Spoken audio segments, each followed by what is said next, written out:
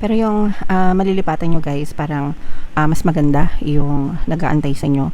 Pwede kayo magkaroon ng salary increase or mas mataas yung sahod, or pwedeng mas mataas din yung benefits mga kapiksi, o kaya mas maganda yung chance for career growth. Kasi minsan naman, hindi naman agad yung immediate na pagtaas ng sahod, no? Pero yung may magandang career growth na nag-aantay, for some of you, maaaring ganun yung mapuntahan nyo. So this is a very promising career change or career move for some of you mga kapiksi. So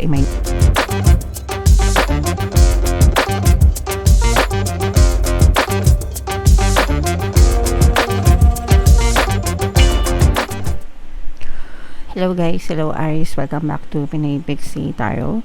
Ang pamagat ng episode natin for tonight is full moon kapalaran para ngayong August to September para sa Aries, Sun, Moon, Rising Sign, and Venus. Yung ating full moon guys ngayong September, ngayong August ay sa August 9 mga kapiksi, tapos yung sa September naman ay sa September 7. So ang reading na to ay para sa period na yan guys, and ang pamagat ng ating full moon ay Sturgeon moon mga kapiksi. Wow, grabe naman, ang ganda agad ng message para sa inyo. Guys, no, luck is on your side. Nasa panig mo ang swerte mga kapiksi, no? And palagi lang kayo mag-affirm guys, no? Hindi ko alam kung ilang beses ko nang sinabi sa inyo, pero yung chant na favorite chant ko pagdating sa swerte guys is swerte ako, swerte ako, swerte ako, swerte ako sa lahat ng aspeto ng buhay ko, no? So, hindi ko na alam kung ilang beses akong sinwerte. Sa kaka-chat ng swerte na yan mga kapiksi, no? So kayo din guys, no, as in palagi lang kayong mag-chant, mag-affirm na talagang swerte kayo para ma-experience nyo yung mga swerte sa buhay mga kapiksi. Okay? So, imayin nyo na agad itong swerte na to guys. Count your blessings literally, no? Write them down or say them out loud. Gawa kayo ng gratitude journal or notebook mga kapiksi kung gusto nyo. Isulat nyo doon, what are you grateful for today? Ano yung mga bagay na pinagpapasalamat nyo mga kapiksi. Okay?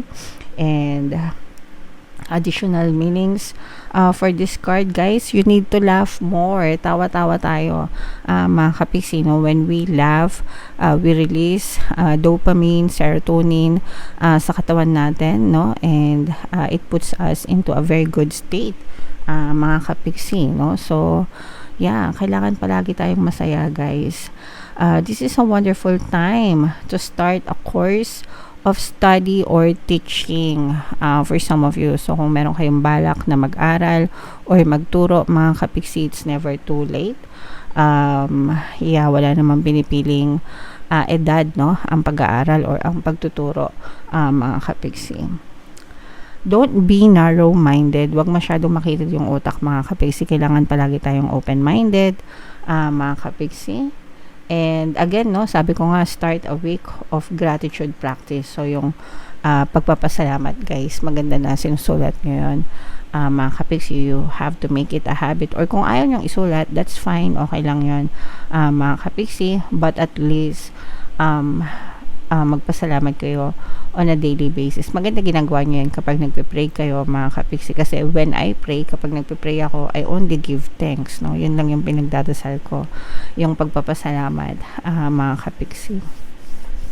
So when you retire at night, sa gabi bago kayo matulog mga kapiksi, ipagpasalamat nyo lahat ng mga blessings na pwede nyo ipagpasalamat kay universe guys. And the more na grateful kayo guys, the more na mas maraming blessings yung maaaring bumalik sa inyo mga kapiksi. Alright?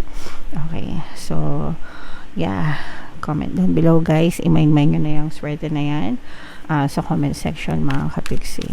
So shuffle natin to guys, hanapin natin yung energy ng Aries. Habang sinashuffle ko to guys, panoorin nyo muna yung video natin regarding sa ating paano mag-manifest ng abundance video course. Kapiksi, sawa ka na ba sa mga struggles at hirap sa buhay mo? Masipag ka ba at masikap sa buhay ngunit hindi ka pa rin umaasenso? Ilang beses ka na bang nag-attempt mag-negosyo at mag-invest pero palagi ka pa rin nalulugi? Sa pagkakataon na ito ay maaaring may subconscious beliefs ka na nagiging balakid sa iyong pag-unlad at pagyaman.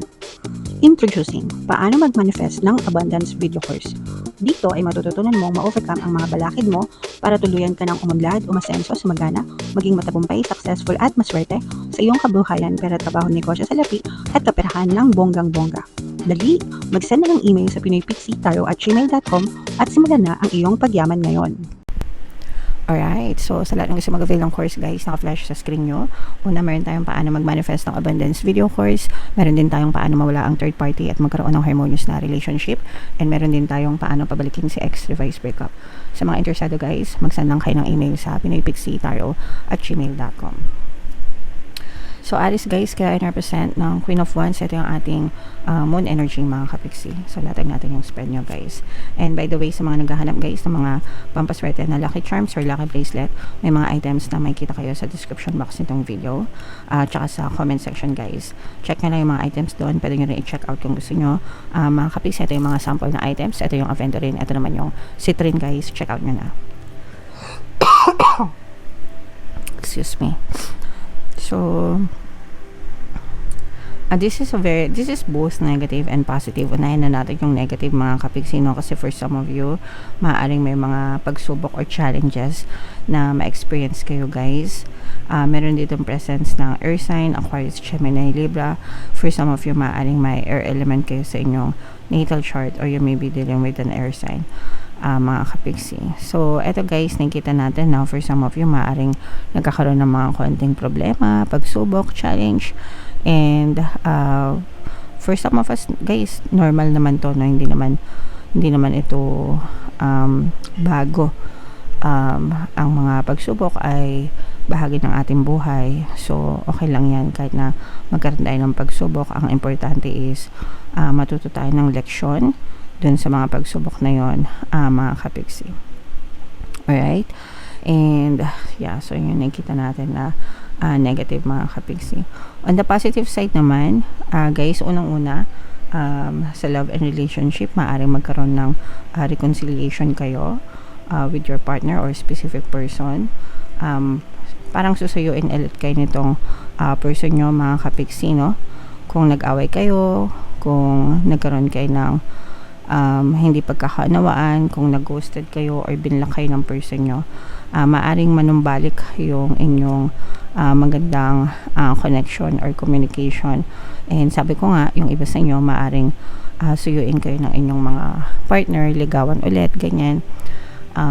But definitely may panunuyo na magaganap dito, and yung communication, mga kapisi, maaring mabalik ulit, lalo na kung binlock nila kayo dati or nawalan kayo ng connection. So maaari ulit kayong mag-communicate guys, okay?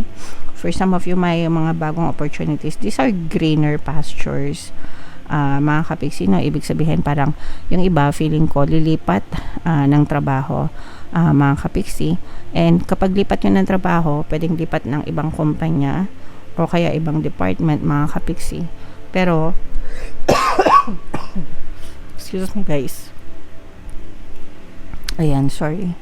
Pero yung malilipatan nyo guys, parang mas maganda yung nag-aantay sa inyo.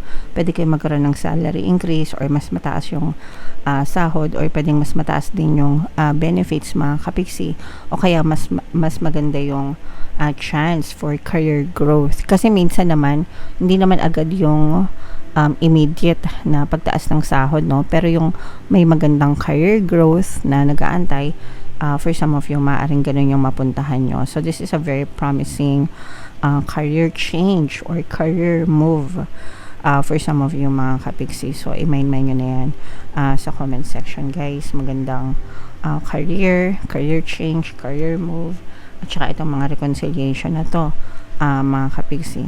And yes, no, pagdating pa rin sa reconciliation or sa relationship, guys, nakikita natin na talagang, ayan, no, nagiging ma-okay talaga, very harmonious. Kung dati palagi kayo nag-aaway ng person mo, marami kayong miscommunication, arguments, disagreements, ganyan.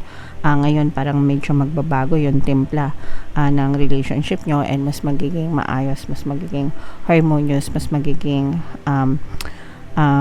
ma-okay ulit yung connection nyo mga kapiksi, okay? So, i-mind nyo na yan sa comment section. At saka yung, sabi ko nga, there are new opportunities in money, mga kapiksi, hindi lang sa career, guys, pero for some of you, kasi yung iba nagsishift nga ng career, no? Or nagsishift kayo ng pinagkakakitaan. So, yung iba parang feeling ko magnenegosyo or lilipat kayo into negosyo or into investment. So, yung iba baka mag-resign ng trabaho and mag-push ng pagnenegosyo. And okay lang naman yun, guys. Basta make sure na ready kayo. Meron kayong mga sapat na emergency savings, ganyan. Para whatever happens, ready kayo, mga kapiksi. And for some of you naman, guys, unti-unting nakaka-recover yung inyong pamumuhay, especially yung sabi ko nga sa inyo, guys, 'di ba, yung iba magkakaroon ng mga problema. So yung mga magkakaroon ng problema, wag kayong mag-alala kasi makaka-recover din kayo, mga kapiksi, dito sa mga problema na to. And dun sa mga kapiksi natin na nakalampas na sa mga problema, guys, ang kasunod niyan ay pagbangon and pagbawi, mga kapiksi, okay? And for some of you naman, guys, parang very chill lang yung energy nyo. Yung iba sa inyo, guys, parang feeling nyo natutupad na unti-unti, no? Yung mga pangarap nyo, yung mga pinagdadasal nyo, maaari kayong rinig ng sagot dun sa mga dinadasal nyo, mga kapiksi. So you will feel very happy and contented right now, Aries, okay? So overall, this is a very very positive energy, guys. Pasensya na kayo, bigla tayong nauubo minsan kasi hindi pa tayo tuloy magaling, guys, pero nakaka-recover na tayo. So salamat, mga kapiksi, sa inyong pagsuporta. And again, guys, no, nasa inyo yung energy ng swerte. So i-mind nyo na itong swerte na to sa comment section, mga kapiksi. Alright, so comment down below if naka-resonate kayo, guys, and lahat ng magaganda, i-mind nyo na for more tarot readings, guys. Ito yung playlist nyo. Ito naman yung ating success stories ng paano mag-manifest ng abundance video course. Click here to subscribe, guys. Ito yung ating mga pampaswerte subliminals. Thank you for liking, sharing, and subscribing, guys. See you next time. I love you all. Have a nice day. Bye-bye.